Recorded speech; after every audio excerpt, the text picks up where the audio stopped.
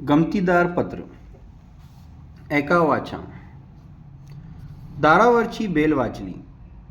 मायाने दार उघडले. दारात पोस्टमन होता. त्याने मायाला एक पाकिट दिले. मायाने पाकिटावरील मजकूर वाचला. अय्या, काकांचं पत्र. तिला आनंद झाला.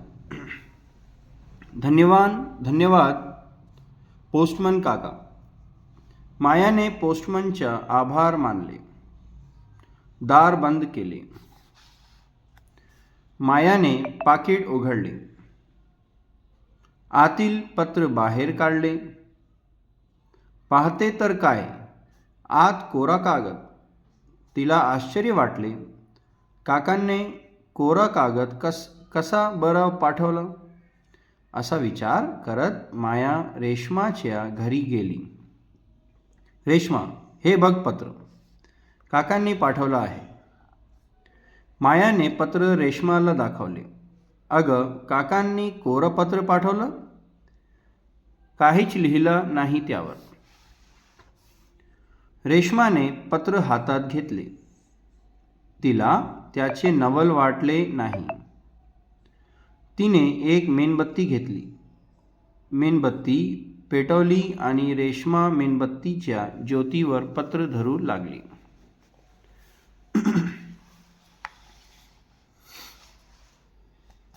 अगं रेश्मा, ते पत्र जळून जाईल, माया म्हणाली.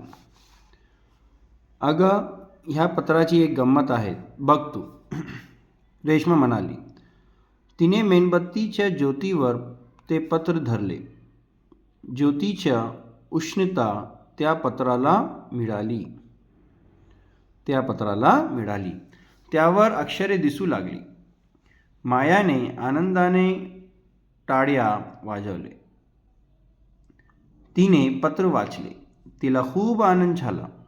मायाने रेश्माला विचारले, काय ग, आता कशी काय पत्रावरची अक्षरे दिसू लागली?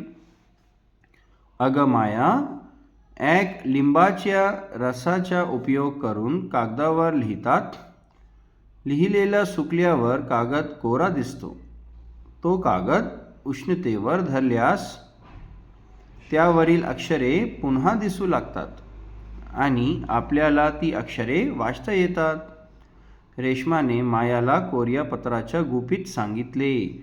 हे ऐकून माया आश्चर्यचकित झाली. ये था बेटा इस टॉपिक का रीडिंग. वीडियो अच्छा लगे तो आपके फ्रेंड्स के साथ ज़रूर शेयर कीजिए and please subscribe to the channel. Thank you.